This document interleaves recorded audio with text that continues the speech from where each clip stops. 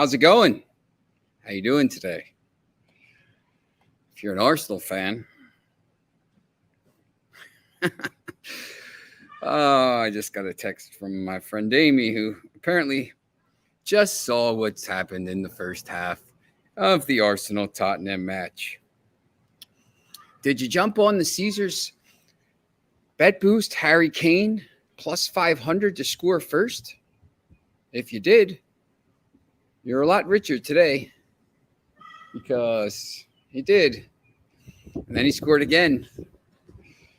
And then Rob Holding got sent off. And now it's 3-0. And now we have a very interesting final 2 match days for the Premier League. As it stands, Arsenal is in 4th on 66 points with a plus 11 goal difference. Tottenham plus 23 goal difference, 65 points. And Arsenal has clearly, oh, what a save that is. Arsenal has clearly the tougher schedule, I believe, with this. Arsenal has to play on Monday night at Newcastle. Tough game. Newcastle's been really good for the most part, except for against City. That's going to be a really tough match for them. And Tottenham's got Burnley, which could be tough. That's on Sunday, so they actually have to get ready for that quicker. And it's Sunday at 7 o'clock. So that's interesting. Tottenham, they win Sunday morning. Really, if they get a draw, they go clear, or they go ahead of Arsenal. But, I didn't love the game. I told you I loved, the winning team. 9 of the last 12 times has scored 2 or more goals. Tottenham, 1.5 was plus money. Easy money. Kane was plus 500 for his goal scorer in the boost. Easy money. Over 2.5 goals. Easy money. I didn't love the game. Some people love Tottenham in this game. I could make you could make the argument there. Son scored 2 as well. Andy, how are you doing? Thanks, man. How's it going?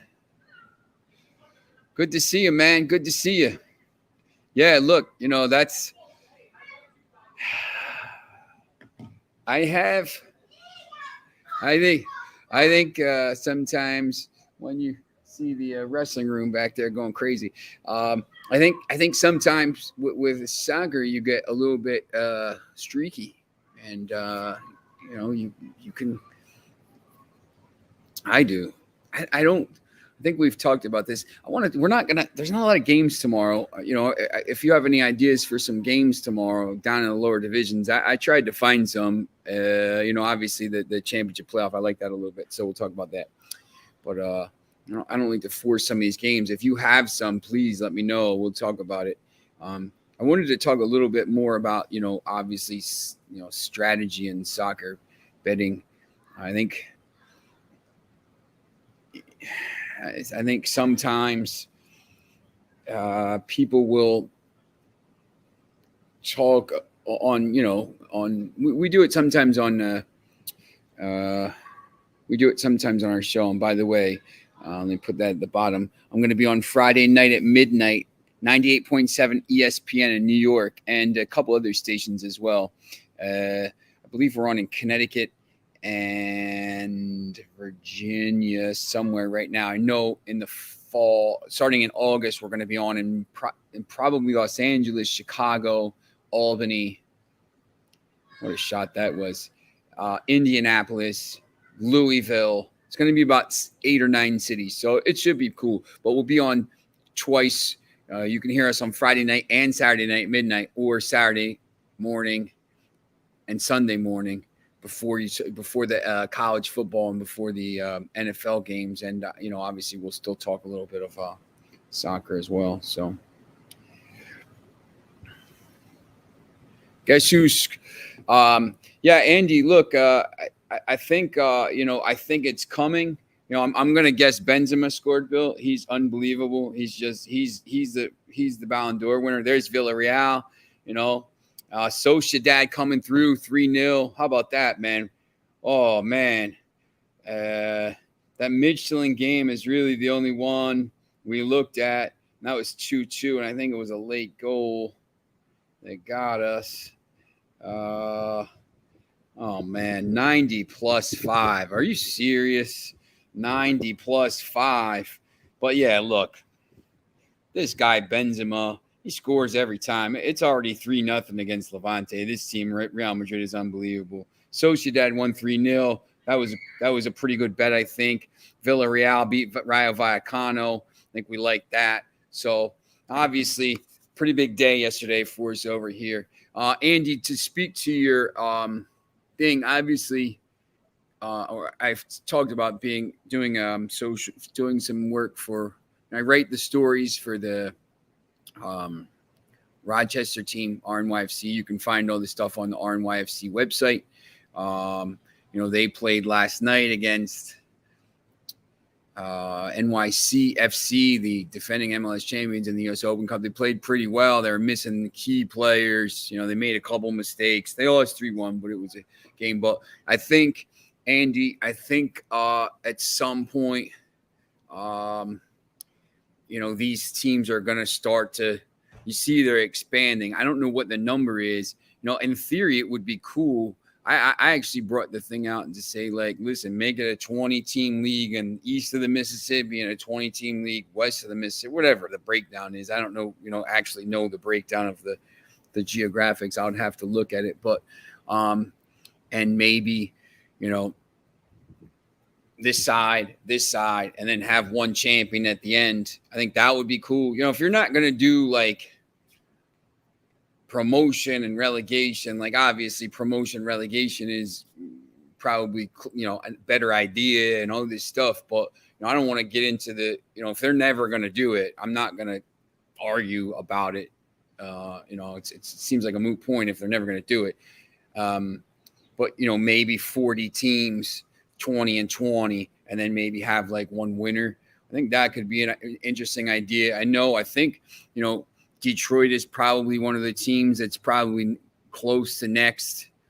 I know Charlotte was big because the Southeast is just blowing up. I mean, it's just Atlanta, Charlotte. These cities are just everybody's moving to the Southeast, and they're leaving, Austin, obviously. Everybody's leaving other places for Austin. So, it's, I think at some point, they're going to see that. I don't know how long it will be. I know St. Louis is coming in next year. I have to look at that.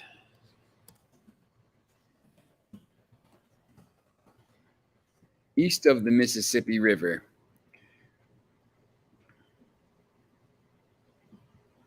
So,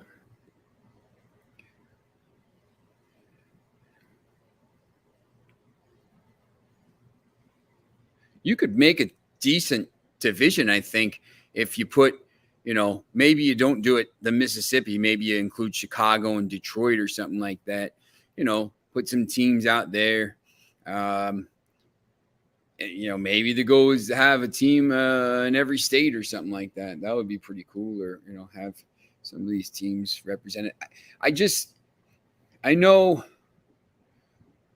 like, I don't know, 29 teams or whatever it is, like having Michael, I think you can breathe easily. And I think, my man, as bad as Manchester United,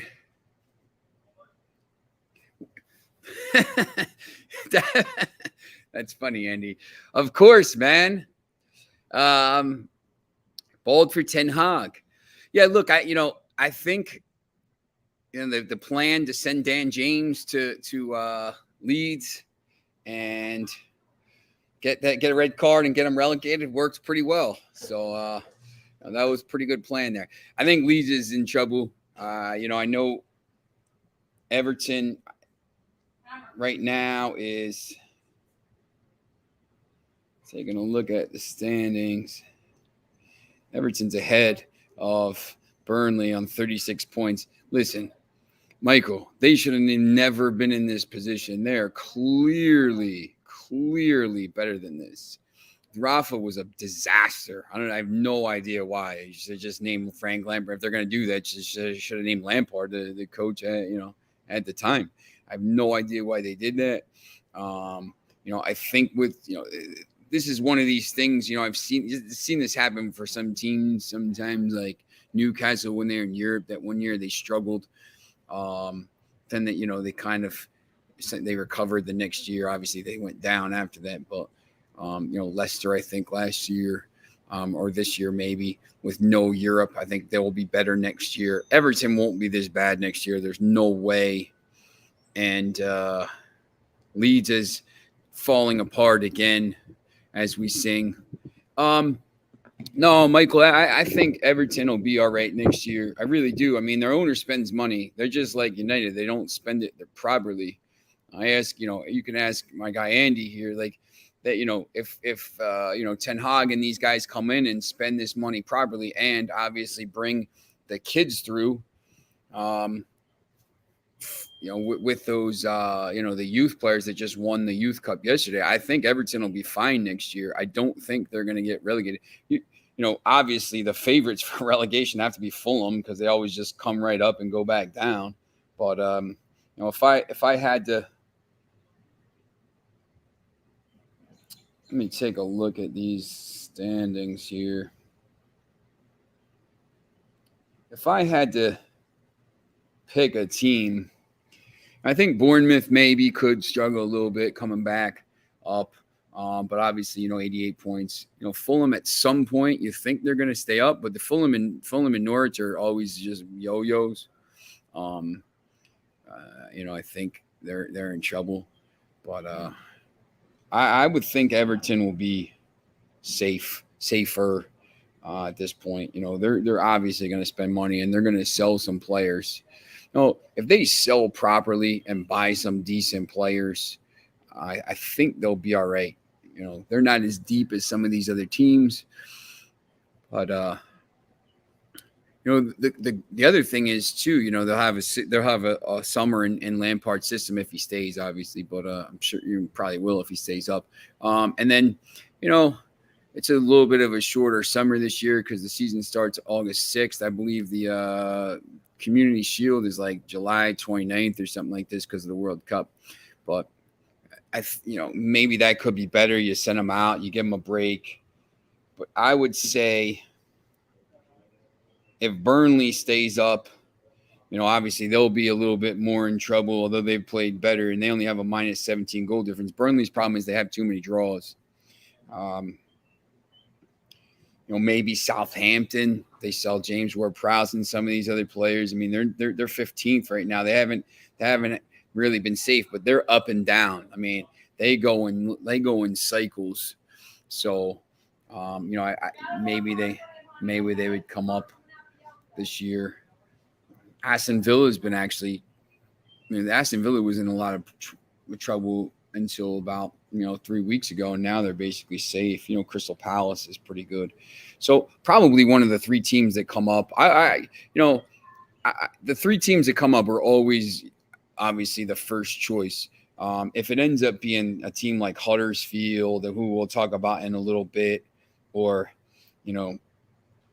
Sheffield United or Nottingham Forest. I think Nottingham Forest is in a little bit of trouble. I said, usually that team that chases, and then doesn't do it has a little bit of an issue when they get to the playoffs. And that game will be Saturday, so we'll talk about that on tomorrow's show. That'll be one of the games we'll talk about. Obviously, there's Premier League and so many other games. So I think you'll be safe, Michael. Yeah, Bill, Bill talks about, guess who, we talked about this, guess who scored for Madrid, easy money. This guy's, if he does not win the Ballon d'Or, something's seriously wrong with the voting. There's nobody else. There's nobody else that could win it, especially when Real Madrid wins the Champions League and then France wins the World Cup. So back to back, right? All right.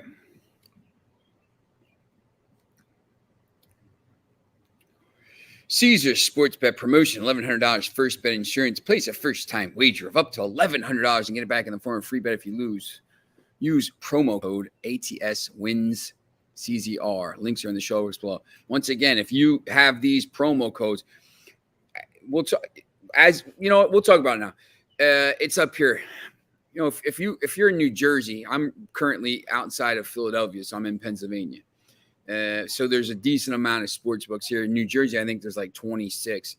These things all, they give you you could bounce around and get these. You have to deposit a decent amount of money to get the full benefit. If you're going to do an $1,100 risk-free bet, you're probably not worth it. Do $20. You might as well, put some money down. You don't have to do $1,100. You could, they'll give you up to $1,100 if you lose, but it's a chance for you to maybe make some money. There's some other books have deposit bonuses and stuff like that. I mean, I like those too. And, re-up bonuses. If you re-up with them, you get some money. I'm a big Wire fan. So usually when I say, when they talk about re-up, it's like, you see like Michael and Omar and all those other. My favorite guy was Marlowe. I'll be honest, and Chris. I like the season 3 and 4. I thought season 4 was the best one of The Wire. Wire is my second favorite TV show of all time. It was my first favorite until Mr. Robot. Mr. Robot number 1, The Wire 2, Sopranos a close third, X-Files a close fourth. So let's talk about that. But there's different bet bonuses and there's different free bet insurance here at Caesars. And we'll show the Caesars odds because I like using Caesars. They have a lot of good bet boosts, a lot of these things. But, go out and use our codes for these things because you're going to get free money out of it. If you win, you keep it. And you could bounce around. I always will say, like, you don't need to have 30 sports books or 20 sports books, but you should have a couple because, maybe you can get maybe you get a different line. In the NFL, the lines are the same most of the time, right? They're pretty close. Yeah. Look, Michael, I think when the games are like 1-0 all the time, right? I mean, they're not in the greatest shape. Look, and when Mexico, it's like, it's hot, it's hard to keep the fields, in Europe, the field, it's cold. I mean, it's been warm a couple of times, but when you're over there and like, I don't know if you've ever been to Amsterdam, like I went to Amsterdam to see Ajax play like 5 years ago. And then I saw him again. Ajax PSV, and I saw him again in 2019, right before the pandemic when I came back with COVID. But, it's August and it's like 56 degrees. It's crazy. Like Mexico is like the middle of a desert. It's so hard to keep the fields nice. Man, this field here, and there's so much money in the Premier League, man. The TV contracts are so big. They got under soil heating and all kinds of stuff, and it's just really crazy. I mean, if you actually go and look at, I'm fortunate to be on the pitch a few times at some games. Like I covered the Nations League final in 2019 in Portugal, and I was on the pitch at Porto at the Dragão. And it is like an absolute carpet. It is so nice. It's like a carpet. There's not even like a blade of grass out of place. And you'll see them if you ever go to a game sometimes, or if you watch the feed on the Peacock, you'll see them doing that thing with the tools. They're going out there and they're putting the turf back in and stuff from where it got cut up. And then after the game, like when you go to Manchester United games, as soon as the game's over, there's 10 guys out there with lawnmowers and they just go down the field and they cut the grass right after the match every time. If you stay and you're waiting and sometimes, and you're just seeing them cut the grass. It's really cool. But I think that comes into it. But I also do think, yes, it does make a difference. When you see some of these field conditions, when you look at the Liga MX, and Bill, I'm going to get to you in a second. Let me look at these scores. I mean, it's just.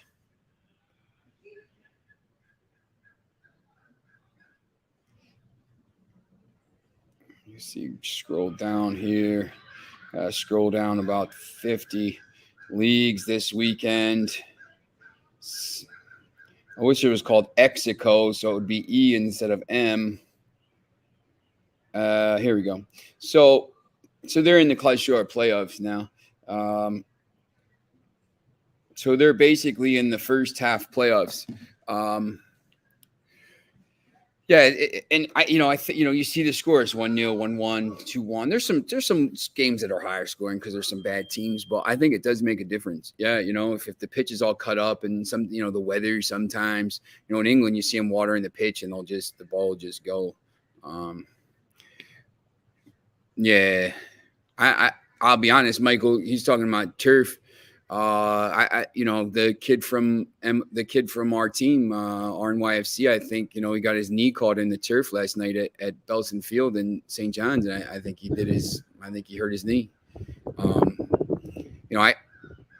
When you're talking about these teams that play in, Tromsø or Bodo Glimt that play in the Arctic Circle. I mean, Bodo Glimt literally plays north of the Arctic Circle. I don't have a problem with it, but you should be able to, if you're an MLS team, you should have New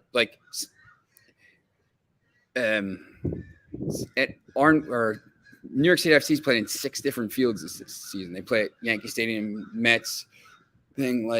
Should just play at Columbia, same colors. But yeah, no, I think you have to. They have to start doing this stuff with. Arsenal almost scored with grass. I think there have to start being some what's it called? It's got to be equal for everybody. When you play on you're Atlanta United and you play on turf all the time at home, and teams come in like the domes. It's just weird. I don't know. That's just what I think as well. Bill, I do set. I'll tell you. I have been betting for I don't even know. I mean, I was betting when I was at Columbia. We used to go get the Daily News and the Post every Saturday morning. Whoever paid for the last drink the night before at Columbia, the other guy had to go get the paper in the morning on Saturday morning. Miserable after we're up till 5 a.m. And get the lines for the college football games are great. So, now, I just remember every time I go to Europe, every time I go to England, especially, the 2012, it was my second trip there. I placed a parlay. It was an ACA. It was like a 6-team ACA. I forget how much it was for. I just know. So it came in. I won so it was like a 6-teamer, and they all won. And I won 540 pounds, 550 pounds, which at the time it was 156 or something like that. A pound, the dollar was 156. So it's $900, right? So I get the money. And when I'm going there, I get the, it's cool. I'll kind of say, my strategy, there's not a lot of games tomorrow. So I kind of want to give you some strategy to this stuff. So I get just I'm already up I'm up $800 or 550 pounds. Right. So, I'm just I'm going to put another parlay. So it won again. Right. So I won another 500 pounds. In a 24-hour period, I hit for 1,200 pounds on these 3 parlays. And I didn't even have to put that much money out. Right. And I come it was 2,200. I ended up winning. So I came back. I was there for 3. I was there. I left Christmas Day, and I came back January 15th. And I came home, and I'm it it was like cold here, and I was off. The place I worked, they tore it down and they're rebuilding it. So like they were just paying us not to work. So I was just like, this sucks. I'm going back because it was free. My whole trip was free anyway. I paid for the, I won it, right? So I did that. I went back. So I've been using it to basically fund my trips, right? And I do some other stuff, like I bring clothes over to one of my buddies and stuff like that. But like I don't bet a lot. Like I'll do a lot of like targeted betting, if that makes sense. Another story, like during the 2016 Euros, and I bet some football. I only bet stuff that I watch, really, like unless it's just some crazy bet booze or whatever. And I also will only bet stuff like I don't want to bet on. Like I'm not a baseball guy. Like I played in college. I coached, I think, but like I don't even watch the games anymore, to be honest. So like, I'll watch, like I'm a Tampa Bay Rays fan. If they're playing, sometimes I'll watch, but like I don't really know enough. Like I don't follow it enough anymore to like know the pitching matchups and stuff like this. So like I'm a soccer guy. I watch every game, but like I won't bet every game. So during the 2016, I had France. I bet France before the tournament. Bet them all the way through, and they get to the final, and everybody says hedge your bet. I said, nah, I'm going to hold it. And remember that game, they hit the post, hit the crossbar, they didn't, and then Edu scored an extra time, and Portugal win. I was like real happy. We were watching it with my Portuguese friends, Amaro Prayer and Kevin Prayer and all these guys. So I was like, I was so mad. I ended up losing like $500 or whatever it was. I was so mad. So the World Cup came in 2 years, and I bet France to win at 7-1 in 2017. And I knew it. During that World Cup, I was like, I couldn't miss. Everything I bet was like this game. So when we were talking about the World Cup yesterday, or the other day, like I was really hot. So I know when I'm hot, I keep betting. I know me personally, like I know when I'm betting and everything's coming in for me, and I know like when I'm getting cold and like I don't have a read on stuff, and I know enough to say, what, I'm done. But it's hard to do that. You have to have you have to be really not cautious, but disciplined is a good word. So they get to the final, and I had France. I picked France to win the paper. Remember, like from yesterday. So I wagered on them. And I backed them. And then they get to the final against Croatia, and everybody says, you're in the same spot. You got to hedge. And I thought about it, and I said, yeah, that's probably a good idea. And then I thought about it again. I said, nah, I'm taking France -1. I'm doubling down. I already had them to win on the futures at +700.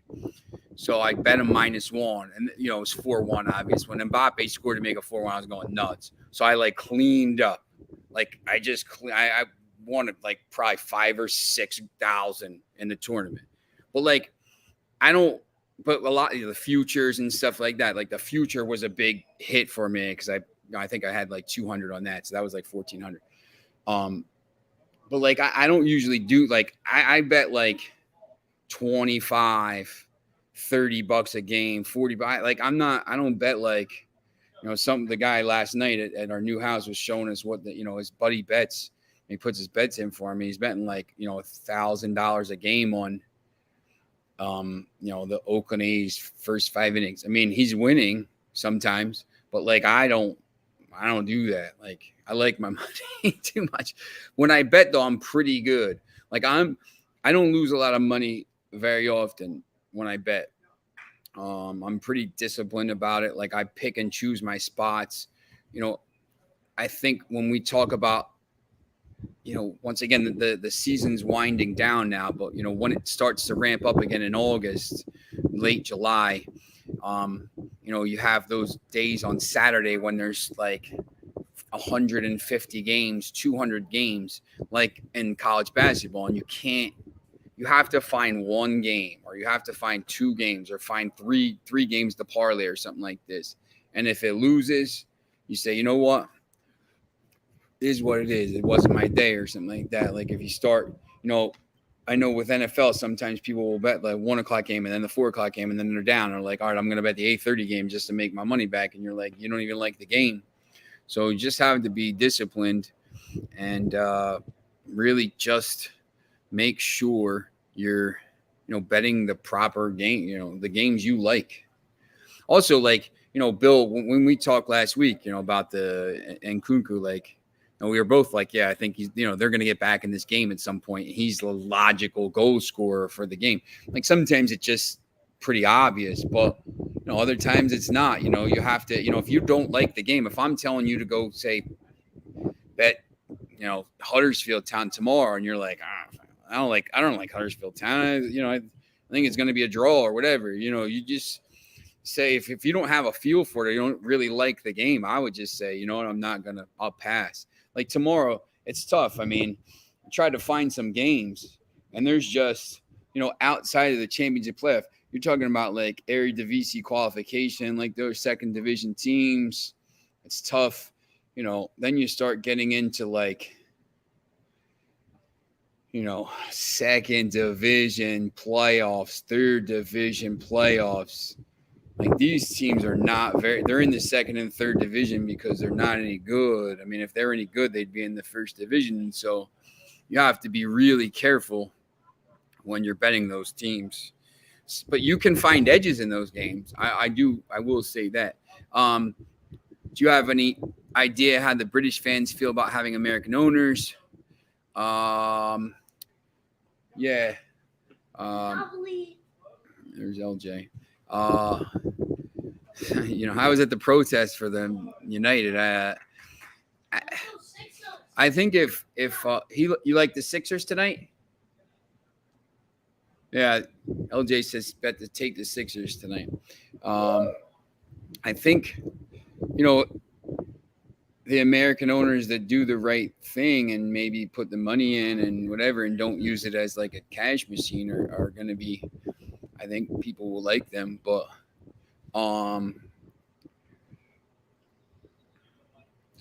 I don't think they'll stay over there because he wants to buy the Broncos now too, right? He's in for the Broncos. I don't know if he's going to get it because the Walmart guy is in for that, Walton.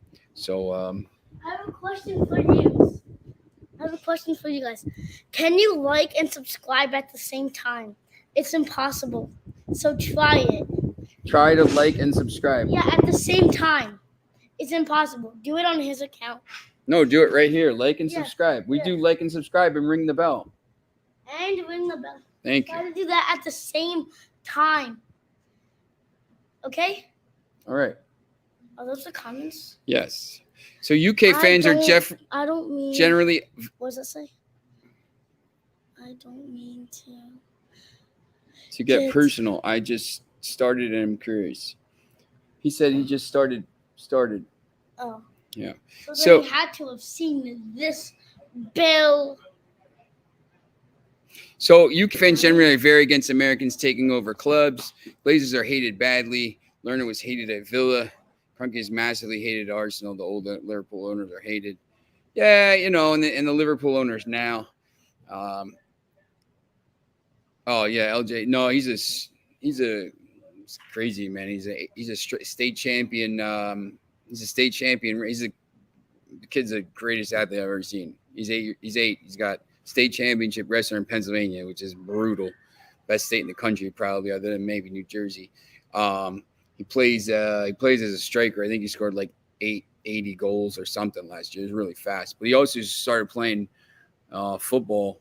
He's a quarterback. He's just like whatever he does, anything he does, he's gonna succeed at. He's pretty smart too. So, but yeah, look, and then Bill, yeah, I think if you just started betting on soccer, it's the summer is a little bit slow. I mean, usually the World Cup is big. I mean, if there was the Euros and the World Cup, you got a really good chance to make money in these tournaments. I like the internationals. I like Manchester United games more because I'm a United fan. But yeah, I don't. But it's something. there's some value in these games, but the MLS, they don't, they play a lot on Saturdays and Sundays. They don't spread the games out like the Premier League does as much, so you're not trying to find as many games. Yeah, I don't love the 76ers tonight. They went to the game actually the game 4, I think. They sat courtside. I don't love the game. It's interesting. These NBA series are all kind of, and the NHL series are all going long. How about that? All of a sudden. How important to the MLS teams is the U.S. Open? I think certain teams take it seriously. It's a cup.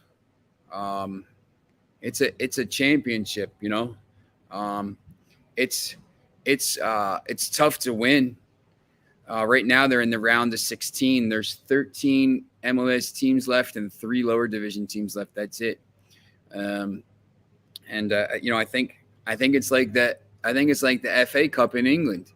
You can clearly see some of these teams take it seriously. Like Liverpool never really took the FA Cup seriously. I mean, they would always kind of like play the backups. This year, I think maybe they changed it a little bit. And they maybe started to take it a little more seriously. It's a cup.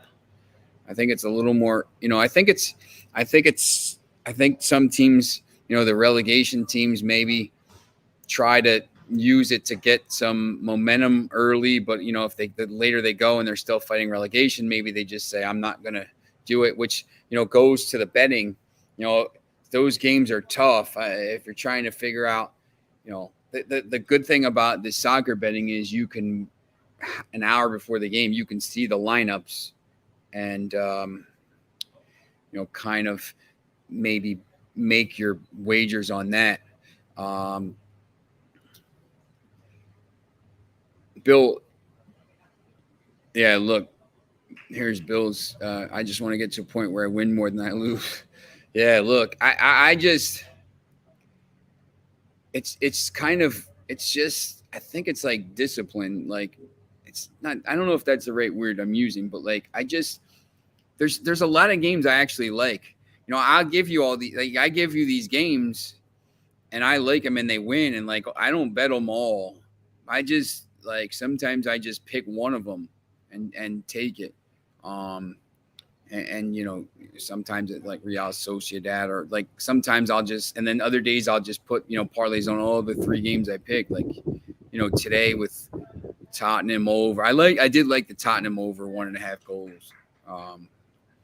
I thought Harry Kane was going to score. So, do you think promotion and relegation system is impossible to implement? The teams paid too much money for these franchises here. It's going to be really, really tough. There has to be some kind of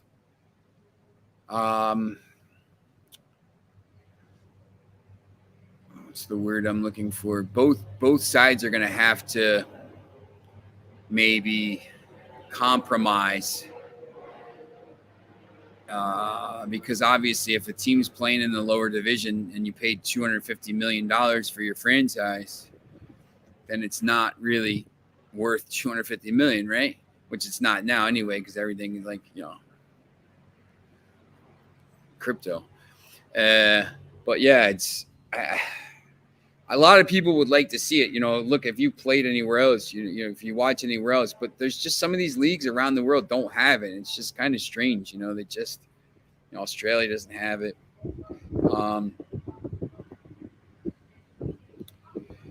Yeah, I think, I'm LAFC fan and saw that they played Portland but fell on the bench. I think sometimes during the week, there's MLS, there's so many games, man. You're playing like, I just looked at the schedule today. Like, I was trying to see who like NYCFC played next for my story. I'm like, they play again on like Saturday. And then they play again on like Thursday. Like, they just play so many games. And they were in the Champions League. So CONCACAF Champions League. So they're playing a lot of games. So yeah. Discipline and bankroll management. Yeah, I believe that's the key right there. I'm going to get to these. Share screen window. I wanted to look at this one. This is Saturday. I don't love this game. These odds are a little weird to me. Nottingham Forest was pretty good all year. This game here, I think, when you see Huddersfield at plus 225, Huddersfield was really good this year, and they're on fire right now. I think you could make a really decent case for plus 225 money line. I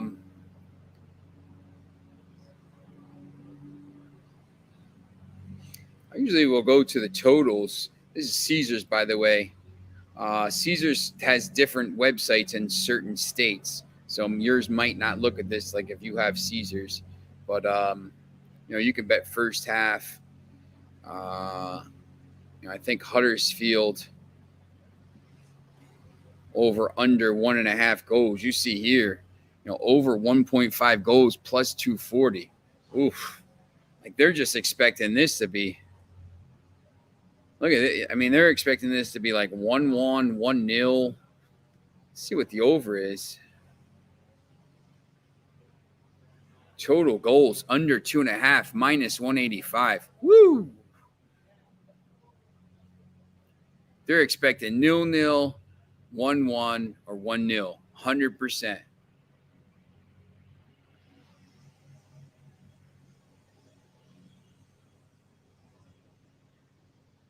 To qualify. Look at that, though. Huddersfield's minus 195 to qualify. Plus 225 in this game, but minus 195 to qualify. What does that tell you? I think that's interesting to me. That should tell you something. Obviously, Huddersfield has the second leg at home, so they know what they have to do, but still, there's no away goals or home goals, and home goals and away goals don't count in extra time either. So, Huddersfield is that much more of a favorite to qualify, but they're plus 225 in that game. Might take a chance. Double chance here. See if we got double chance.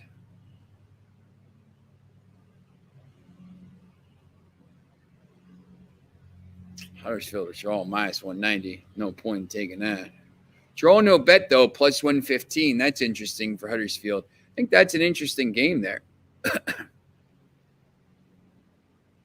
Yeah.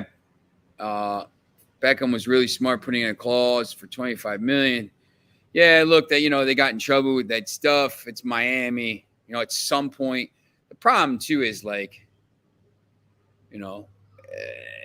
it's if they could get whoever they wanted to play there. There's no rules for this thing, the extra guys and all those special spots and everything. Everybody, there's no state tax in Florida, and it's Miami. Of course you go there, right? But they can't do that. It's not really, the league is not really set up to be free and open like that. It's not an open market, more of a closed market. Has the rumors of CONCACAF wanting to merge with CONMEBOL gone away? I don't know. I didn't hear that as much. I had heard rumors that Liga MX and MLS might want to merge, which would be interesting to me. Then you could have, put it Canada in North American. How about you could call it the North American Soccer League, NASL. Oh wait, they did that already. First leg is mostly don't concede. Yeah, I think since they took away the away goals, I think that's good because teams just say, look, we're gonna go play. I think, but these two teams, they just don't give up a lot of goals. I show you this here. Give you who are they playing? Luton. I'll give you a little tip here. I don't know if you know about this site here. I like SofaScore's FC tables. Both of them are pretty good. We use FC tables here. So you can go down and it says the odds. This is European. I'm going to use SofaScore instead. Less than 2.5 goals. Michael, do you ever bet corners and bookings? And can you teach it sometimes? If you use this site, SofaScore, and you type in, you go to the top and it has all the games, English, anything you want, right? Both head-to-head streaks, both teams less than 2.5 cards, 2.5 goals, 5 out of 5. When they play, there's never any goals. More than 4.5 cards, 4 out of 5. Less than 10.5 corners, 4 out of 5. Luton Town, less than 2.5 goals, 6 out of 7. First to score, 4 out of 5. Less than 10.5 corners, 7 out of 8. Here they have, it goes back and shows you these games. So here you go. 2-0, 0-0 this year. 1-1, 1-1, 2-0, 2-1. You got to go back to 2019 before you find a game that had more than 2.5 goals. So that's kind of, so this is, Bill, for you, I don't know if you know about this site, but, it's pretty good. You go to the championship, say you want to look at the game on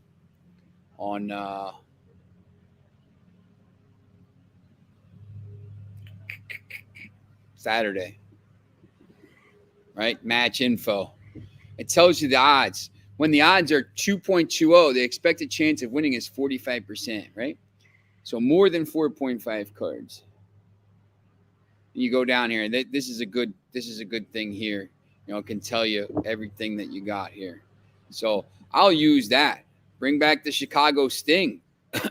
But for corners and bookings, you want to look. Sometimes you can find it and you'll just see like red, right? And it's just all these red cards. And you're like, man, this is a contentious game. If there's a lot of red cards, there's probably a lot of yellow cards too. It's not always the same, but it's usually if the referee's that getting to the point where he's showing a red card, except if it's just like a tackle today, like today with Arsenal, that guy holding could have got 5 cards. So anyway, Copa America Centenario back in 2016. Yeah, I was at the final. It was interesting. I saw Messi retire, and then he came back. LJ, he says, don't take the. He said, why do you like the Sixers tonight? Huh? Why do you like the Sixers tonight? I always like the Sixers. But do you think they're going to win? Yes. Will they cover the spread? Yes. All right, there you go. Yeah, let's go Sixers. All right, good. So Maxi's going to shoot threes, man. All right, there you go. We got a little soccer. We got soccer and basketball tonight. So, and then basically, other than that, tomorrow, not a lot of soccer action. No. Yeah, sometimes. So you just see not too much going on here tomorrow. Segunda, Sociedad B against Almeria. I just don't follow those enough. So, for me, Bill, like this would be a game, like some of this, I'll start looking at this. He says, Harden stinks. Yeah, I don't think they're Harden fans, Bill. They just got into it this year, so. But he actually brought him. They're big. They watch a lot of the soccer games. So, Foxy, corners can be super hit or miss. So, Bill, like I had Spurs Arsenal under 5.5 corners, and it was 4. Just luck most of the time. Cards is usually easier when look at the club's discipline, like Leeds or Atletico. Yeah, I think cards are a little bit easier to bet. There's, I think there's certain games you could there's one guy I followed on Twitter who would just bet cards or corners. Every game he'd just bet corners. Every single game. And he was just really good at it. I just, it's really, for me, it's hard to do. It's not like the first thing I think of, but there's definitely a pretty good market in there for it. All right. Remember, you got $1,100 first bet insurance. Place a first bet wager up to $1,100. Get it back in the form of free bet if you lose. Just use promo code ATS Wins Caesar. Links are in the show box below. Remember, 6 hours of great info. Like, subscribe, ring the bell. Be sure to follow all the Max Wagers Network every day. Midday Money, Sean Higgs, Morning Wood, Ali Burns. I will be on there tomorrow at 1:15, talking some soccer and maybe a little bit of baseball. I have to read up on it tonight, I guess. Mostly soccer, I think, though. Just Parlays with Chris King. Back to the window of Scott and Scott. 4 o'clock, it's me. Game Time Decisions, Nick, Tim, and Lenny at 5. Remember to like, subscribe, and ring that bell. Time of possession is related to corners. Yeah, look, City, sometimes you think they're going to, have a lot of corners, but really they never kick the ball out. It's just weird. They have a lot of possession. I think teams that counterattack or something like that, maybe. Add that added that website to my favorites. No problem, Michael. Yeah, it's interesting. You can, you can do some research on there and figure out what you want to do. And I think it's one of those sites that's pretty good. So, all right, we'll be back tomorrow. Okay, so here. He says Sean's one of the smartest people alive. Yeah, I'm a genius. Bet with a genius. That's right. Boy. All right. See you tomorrow.